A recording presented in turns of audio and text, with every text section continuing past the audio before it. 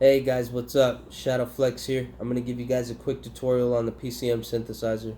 Alright, let's get to it. Alright, so you see where it says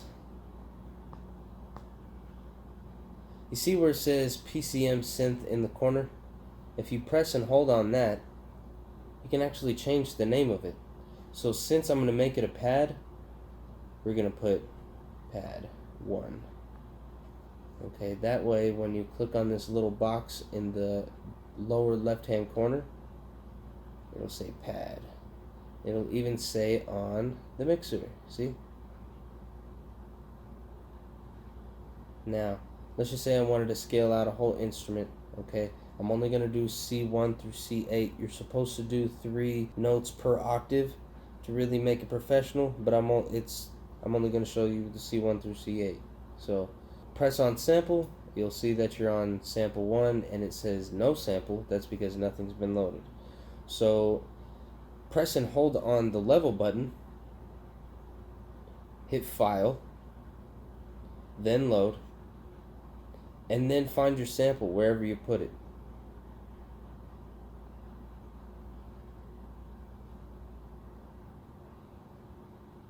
Okay, now that we got there, I'm going to go ahead and make an instrument.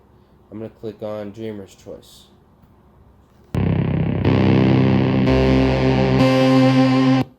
C1, alright, hit done. And then what you want to do is press and hold on root key, then press the down key all the way till you see C1, and then you want to press on C1, then press and hold on low key, hit C1 again, and then press and hold on high key and hit B2, which is right under C2. And the only reason why I do that is because when I hit C2, I want to be able to load up C2. So I'm going to do that to all the notes going up. Now, since I don't want it to just be... See how it's wild when I press it? Press on mode, and then hit this dial, and swing to your right. Note on and off. Now, when I hit it, it'll go on when I press it, and it'll turn off as soon as I press it. I'm going to put a little bit of release on it. No attack. Nice. Okay, so on to the next one. Hold sample. Hit and hold level. Load. C2. Load. Hold root key, press C2, hold low key, press C2, high key, press B2, press mode, switch it to note on off, press this key twice till I go to C3, and repeat the process over and over again, just like this.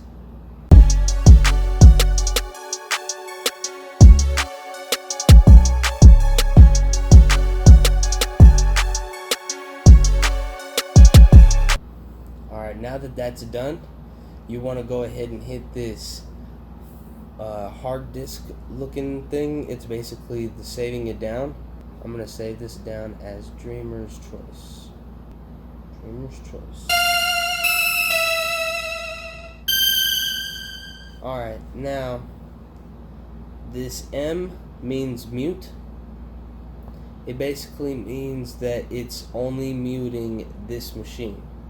The S means solo, which means it's muting all of the other machines, and this is the only one that you're going to hear. So that way you don't have to go and mute the other ones individually. You can just do it all at once by hitting that S.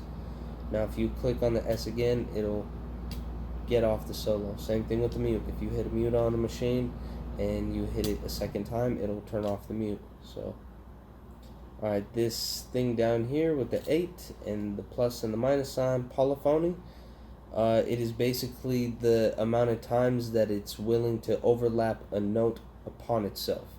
So if you have it set to 1, let's say the release is all the way up, right? Actually, let me show you with 8. If it's 8, so that basically means you're going to have 8 notes overlapping on top of themselves. If I hit 1, none of them will overlap over themselves. See? Pretty cool, right? Also, a quick tip on having polyphony to 1. You're going to have to mix it a little bit better because clipping does happen. So, alright, moving on to the filter section. The A, D, S, and R, I'm not exactly what the meaning of them are, but I do know that it can change the sound of your sample that you load up into the PCM synth. If it's off, it doesn't do anything. But you have filters like the low pass filter, high pass filter, band pass, and I'm not too sure what those 2 or 3 are, and then it turns off again. Low pass filter will make it sound as if it's like an underwater type thing. So if I turn that low pass filter down, this one, if I turn it down, it's going to sound like it's being muffled more, like it's pretty cool. Watch.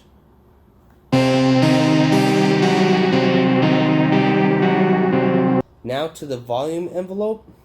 This attack is basically like, if it's down, it's going to make it a real hard hitting point, like boom.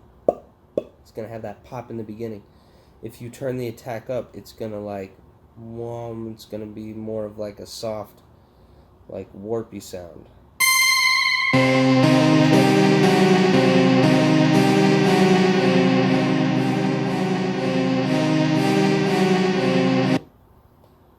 The release is basically what it'll let drag off after the sample. So if I turn the attack up and the release down, it'll be like womp womp womp womp. If I turn it up, it'll be like yum yum yum yum.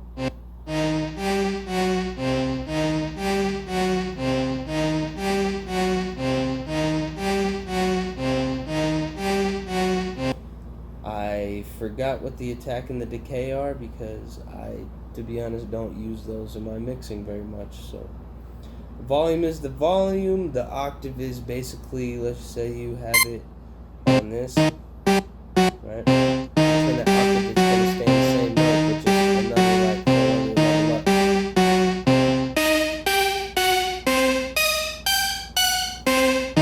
Very useful at times.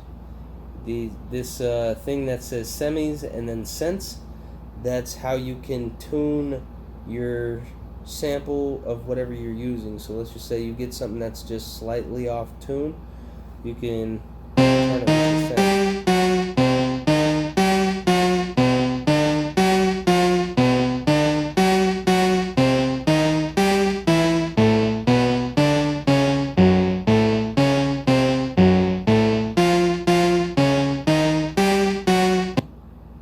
This LFO area right here, that's another area that I don't use too much, but I do know that this, let's just say you have this rate thing, so turn this on. This pitch is like the pitch of how high or low it's gonna go, so it's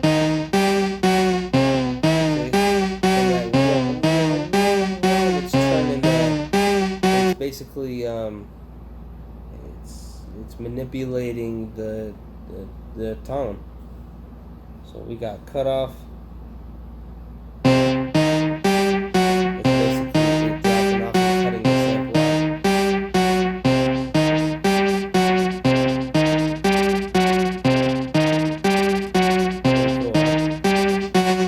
And of course, volume should speak for itself. It's going to go up and down in volume.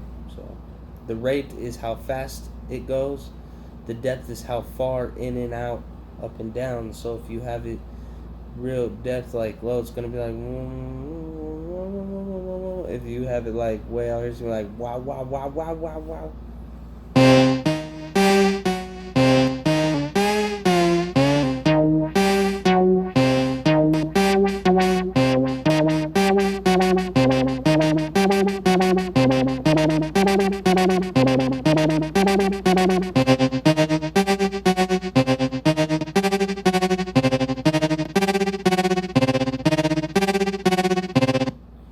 Alright. Alright guys, that's it for the tutorial.